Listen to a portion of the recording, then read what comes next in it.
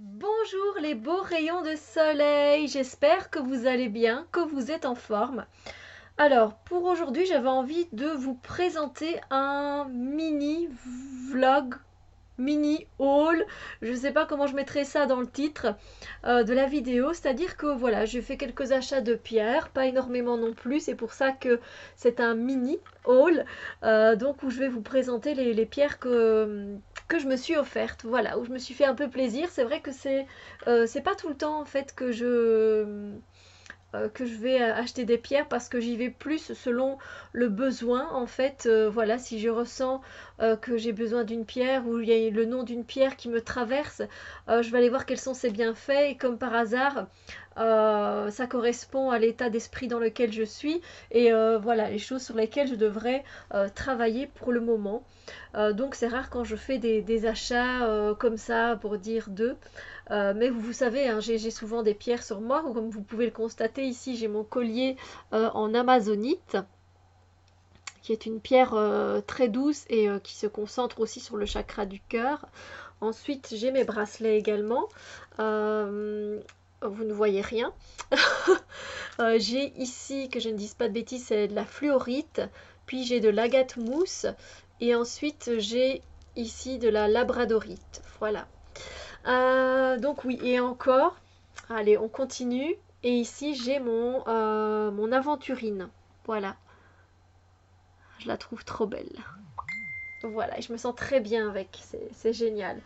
J'ai mon GSM qui est ouvert, donc vous risquez d'entendre des bip bip de messages ou quoi que ce soit. Je l'ai gardé ouverte parce que je me suis acheté une pierre et je ne sais pas de quelle famille elle fait partie et donc je voulais avoir plus d'informations quant aux bienfaits qu'elle pouvait me donner parce que j'étais très attirée par cette pierre-là. Donc voilà.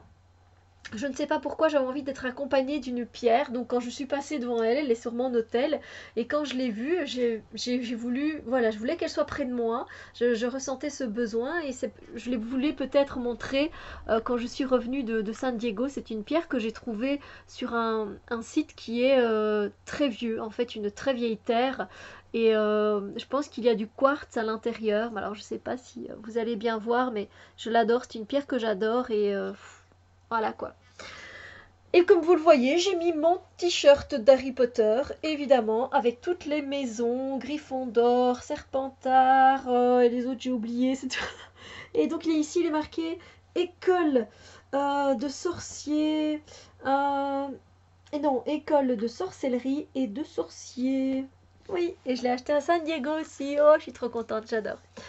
Bon, donc ce mini haul, qu'est-ce que ça donne? Alors, donc je suis pas sortie du coup sans mon dictionnaire de la lithothérapie pour rappeler certains bienfaits des pierres parce que je ne les connais pas par cœur. Je connais les principaux bienfaits et voilà, mais ça s'arrête là. Alors, il n'y en a pas beaucoup que j'ai à vous présenter. Je vais commencer par la septaria, justement. C'est la septaria, vous l'avez peut-être sans doute déjà vu passer, vous en avez peut-être une aussi. Alors moi je prends en pendentif parce que j'aime beaucoup que ce soit porté au niveau du chakra de mon cœur. Donc soit je prends en bracelet ou soit en pendentif pour que ce soit porté là. Ou j'aime bien ces colliers là aussi, j'avoue, parce que ça reste près du cœur.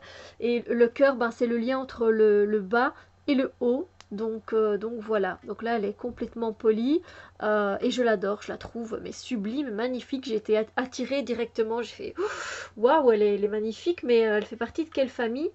Et c'est vrai que je ne savais pas, donc je me suis dit, comme elle n'est pas dans le dictionnaire de Bosquero, qui est pour moi quand même une référence, hein, je l'ai depuis des années ce livre, du coup j'ai regardé, alors. La septaria, alors je vais vous lire. Alors par contre, donc voilà, vous voyez, la septaria est bien là. Je n'ai pas vraiment trouvé là d'où elle venait. Bon, c'est pas très grave, je pourrais peut-être regarder plus tard. En fait, voilà, la septaria c'est une pierre très douce qui touche les profonds mécanismes qui régissent la construction de votre plan émotionnel et de ses mémoires. Alors, la septaria dissout les carapaces que vous avez construits au fil des chocs émotionnels difficiles que vous avez vécus. Il efface la mémoire de ces chocs et remet en circulation votre sensibilité naturelle. Elle vous réconcilie intimement avec la beauté et la puissance de vos émotions. Donc ça c'est intéressant, ça peut être très intéressant et je comprends peut-être pourquoi elle m'a attirée. Bon, parce qu'il y a quand même des années de cela, j'ai vécu un gros choc et peut-être du coup, peut-être et même sûrement, elle pourra m'aider. Donc ça c'est sympa. Euh, donc voilà, elle possède la particularité de dissoudre les empreintes mémorielles cellulaires sur le plan énergétique. Voilà, dissout les traces de choc émotionnel que vous avez pu vivre, ainsi que les automates de souffrance parfois inconscients que vous en avez gardés. Ok. Quoi d'autre? La septaria dissout les multiples carapaces, oui, voilà, ça je l'avais dit. Ah non, les multiples carapaces que vous avez construits au fil des chocs émotionnels que vous avez vécus. Il allège considérablement votre système. Il vous réapprend à respirer pour dégager vos barrages émotionnels et vous sentir ainsi beaucoup plus léger. Il vous réconcilie avec votre sensibilité et vos émotions de tous ordres, que ce soit de larmes, des joies, de la colère. Voilà, il vous aide à exprimer à nouveau ces sentiments sans retenue afin de ne plus accumuler de charges au fil des jours. Donc ça c'est sympa. Ok. Alors, il vous permet de ne plus considérer votre sensibilité émotionnelle comme un handicap ou une faiblesse, mais plutôt comme une précieuse alliée et une forme d'intelligence subtile. Je comprends pourquoi, vu que je suis hypersensible, je comprends plus pourquoi j'ai été très attirée par cette pierre-là aussi. Alors, c'est une pierre fondamentale dans le cadre du bien-être. Voilà, la septaria vous aide à réguler l'effet éponge ou cocotte minute. Elle permet d'ajuster votre rapport au plan émotionnel et de trouver un équilibre. Très bien. C'est donc une pierre de réconciliation intime avec le sens, la beauté et la puissance de vos émotions. Donc voilà. C'est pas mal, c'est pas mal. Et du coup, je comprends pourquoi elle m'a touchée au niveau. C'est vraiment très émotionnel comme pierre. Donc voilà. Alors, sympa. Voilà, j'ai eu mon info et ainsi je vous ai partagé cette info. Super, super. On va continuer. Donc comme ça, c'était la septaria. Je vous la remontre une deuxième fois. Je l'adore. Mais j'ai même pas encore purifié mes pierres. Hein. Pour vous dire, je suis venue avec le paquet dans lequel mes pierres étaient. Et je me suis dit, allez, je fais un petit vlog. Voilà, je les ai achetés hier et je me suis dit, je vais vous les présenter. Donc voilà, alors quand je dis hier, dans le temps, évidemment, vous, quand vous allez regarder cette vidéo, je ne sais pas quand je vais la poster, ce ne sera pas le hier quand vous regardez cette vidéo. C'est logique. Je ne sais pas si c'est très clair. Ensuite, on va continuer sur les pendentifs. J'en avais pas. Et en fait, c'est vrai que avec justement toutes ces ondes, ça juste devant moi, mon portable, la webcam, le téléphone, je suis entourée de quoi? Je suis entourée d'énergies négatives et qui sont pas bonnes pour moi. Alors moi clairement je dors pas avec mon téléphone, donc voilà, déjà c'est une chose, mais je sais pas, je sentais vraiment que j'avais besoin d'une Shunjit, je sais pas trop comment la prononcer parce que je sais que voilà, les personnes la prononcent différemment, elle est vraiment toute noire. C'est une très bonne pierre d'ancrage, ça je le savais déjà avant. Je savais que c'était bon effectivement pour les ondes électromagnétiques qui sont nuisibles pour nous et que c'est même très bon d'ailleurs d'en avoir aussi dans sa chambre pour aider les enfants à dormir parce que ça donne un bon ancrage, du coup on part moins vers les cauchemars, etc. Mais du coup, je vais quand même demander le petit papier parce que elle non plus ne fait pas partie du dictionnaire de la lithothérapie de Boschiro. Donc voilà. Alors, je vais vous lire, hein, d'accord, si ça vous dit aussi d'une Sunjit. Alors, soutien destiné à retrouver son équilibre bio-énergétique et sa protection naturelle, neutralise l'impact des rayonnements électromagnétiques, stimule le chakra racine, travaille donc sur l'ancrage, densificateur et redynamisant du champ vital, aide le corps énergétique à corriger instantanément les influences déséquilibrantes, aide au renforcement du système immunitaire et agit sur les cellules, ça je l'avais déjà entendu. Elle est unique car c'est la seule roche naturelle connue qui contienne des fullérenes, cette quatrième forme du carbone récemment découverte. Elle absorbe et dissout tout ce qui est nuisible aux êtres vivants. Elle concentre et amplifie tout ce qui leur est utile. C'est un bouclier contre toute forme de radiation. Ses propriétés d'absorption s'étendent sur plusieurs niveaux énergétiques. Elle est un puissant trou noir qui absorbe tout. Elle est par conséquent un bouclier parfait contre les radiations géopathologiques. Il ne faut pas de purification, jamais, parce qu'elle a cette capacité de ne jamais se charger négativement.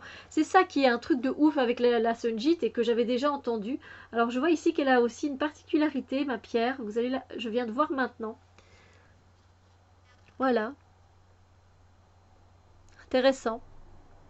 Mais donc voilà, en pendentif toujours, après en bracelet et des fois en collier quand j'ai l'occasion de trouver des colliers comme ça en, en rocaille, comme on pourrait dire.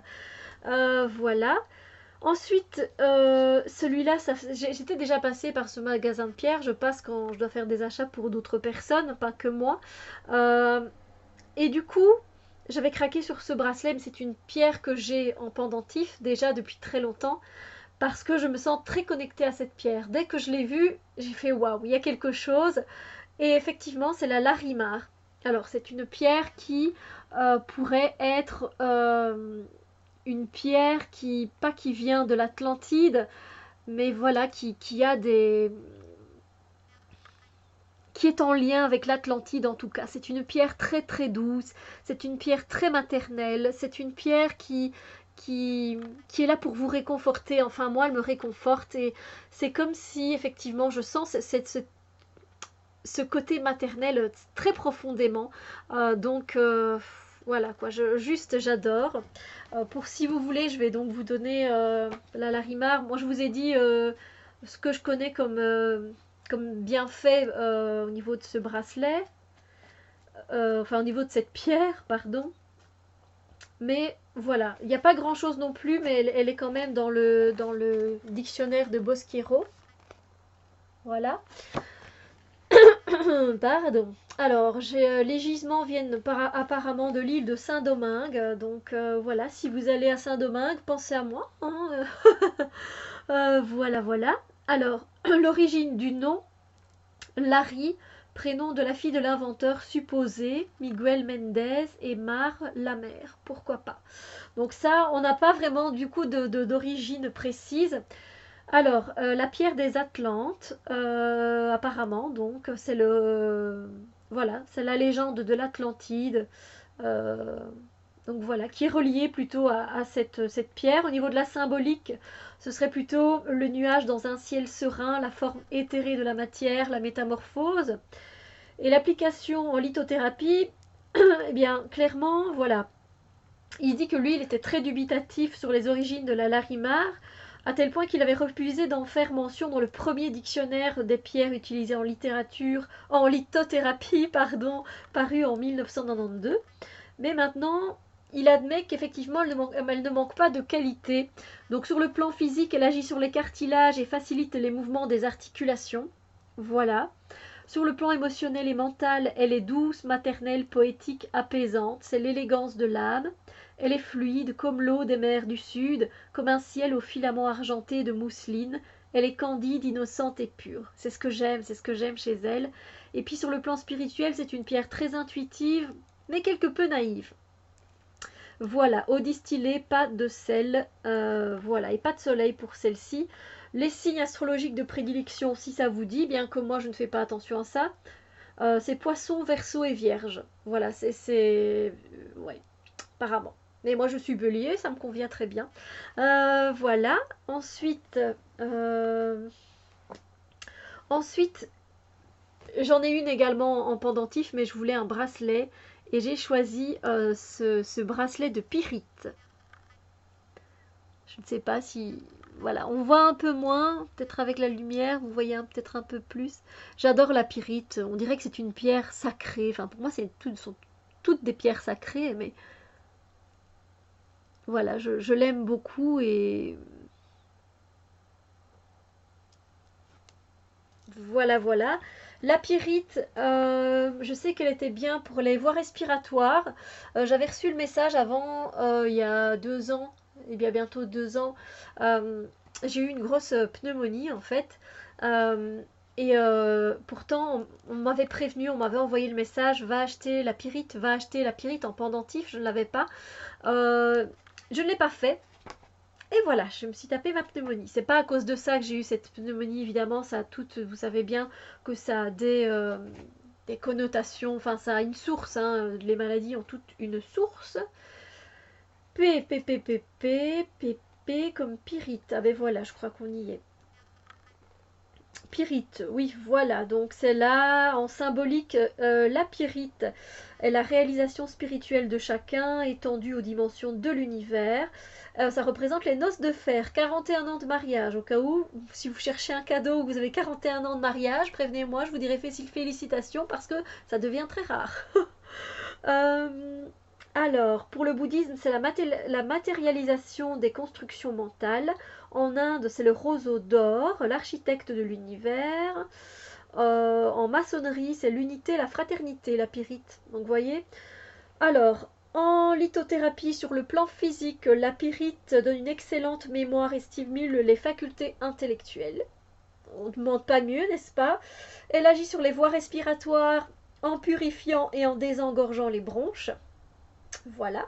Grâce à sa forte teneur en fer, elle permet de lutter contre l'anémie. C'est un... Voilà, une fois par année, j'avoue que des fois, j'ai tendance à être un peu plus anémique, surtout en hiver. Donc, la pyrite, maintenant, je l'ai en bracelet, en pendentif, magnifique. Elle développe les capacités de résistance à la fatigue, augmente la capacité de travail intellectuel. Sur le plan émotionnel et mental, sa couleur dorée à éclat métallique en fait une pierre à la fois physique et intellectuelle, voire spirituelle. C'est une pierre concrète, constructive, rigoureuse. Elle donne le sens de l'organisation à ceux qui en sont dépourvus, au cas où, ça peut aider. Elle est un excellent stimulateur de la mémoire tout en la reliant aux capacités créatives. Ça, c'est chouette. Au plan spirituel, elle permet de comprendre l'alliance intime du métal et du feu, de s'imprégner des énergies vives du magma terrestre. Voilà, voilà. Pas de sel non plus, donc juste de l'eau distillée si c'est possible. Et c'est une pierre qui convient apparemment plus aux balances et aux lions. Après, voilà, tout le monde peut porter les pierres, il n'y a pas de souci avec ça. Alors, un autre bracelet, et c'est le dernier, voilà, c'est vraiment un mini haul, et qui ressemble vachement au Larimar, je vous l'accorde au niveau de sa couleur. Mais ici, on est dans de l'amazonite. Oui, oui, on est dans l'amazonite. Non, non, dans l'aventurine. Ah, je sais plus du coup, qu'est-ce que j'ai pris parce que les deux se ressemblaient. Ah, zut. Parce que là, je sais que j'ai de l'amazonite. Et vous voyez, c'est pas la même couleur. Donc, je suis presque sûre du coup que c'est de l'aventurine que j'ai pris. C'est de l'aventurine. Oui, c'est de l'aventurine, voilà. L'aventurine. Et vous voyez, elle ressemble au niveau des couleurs. C'est très proche, hein. Juste la Larimar, il y a quelques notes de gris dans la Larimar. Tandis que dans l'aventurine, pas. L'aventurine, zut, je l'avais. J'hésite quand même, hein, mais... Écoutez, comme j'hésite avec l'Amazonite, je suis sûre d'avoir de l'Amazonite sur moi. Là, c'est de l'Amazonite, là, c'est de l'aventurine. Voilà, ça y est, ça c'est sûr, j'ai eu la confirmation, d'accord. Donc, aventurine, j'avais la page du coup.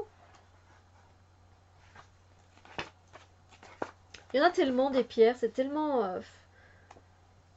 on aurait envie de toutes les prendre. L'aventurine, symbolique, liberté de l'esprit et connaissance, perpétuelle fraîcheur. Alors, pour les enfants, ça stimule la croissance au niveau du chakra du cœur, donc ça peut toujours être sympa. Chez les adolescents, ça atténue l'acné juvénile et contribue à limiter les échecs scolaires par ses effets apaisants. Aventurine, bonjour. Aide au traitement des affections cutanées, des maladies de peau consécutives au stress. Voilà. Favorise la croissance des plantes en pot. Oh, ça c'est pas mal ça. Donc pierre placée dans le pot ou arrosage avec un élixir d'aventurine. Toujours bon à savoir. Pour le plan émotionnel et mental, calme la colère, renforce le self-control et puis c'est relié au chakra de la gorge. Met de l'ordre dans les confusions de nature affective. Avec ses effets apaisants, l'aventurine verte associée au quartz rose sur le chakra du cœur augmente les flux vibratoires et leur fréquence. C'est une pierre généreuse de compassion. Voilà, le plan spirituel, c'est une pierre qui aide à effectuer les bons choix lorsqu'on est confronté à plusieurs alternatives. Positive, elle est une pierre de prospérité créative. Voilà. Eau distillée salée, et qu'on vient, en fait, il y a plusieurs teintes, en fait. Il y a aussi de l'aventurine brune et puis bleue. Donc là, elle me ressemble plutôt à du bleu, hein, moi je dirais quand même.